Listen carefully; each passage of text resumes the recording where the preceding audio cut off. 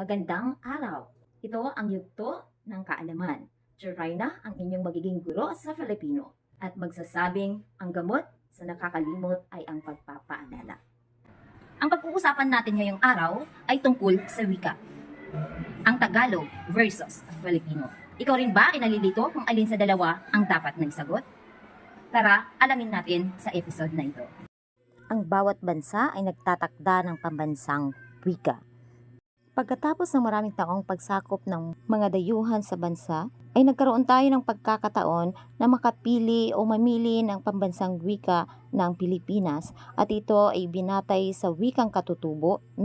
Ang umiiral na dialekto sa Pilipinas ang Tagalog.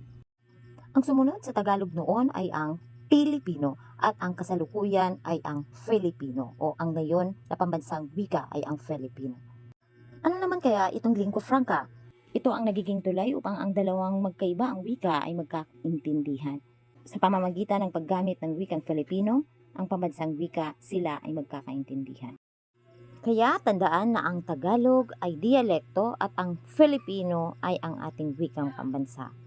Magtatanong ako ulit, mahal mo ba ang iyong wika? Comment lang sa baba. Sa muli, Chiraina. Kung nagustuhan ito, i-like, follow, and share. Salamat!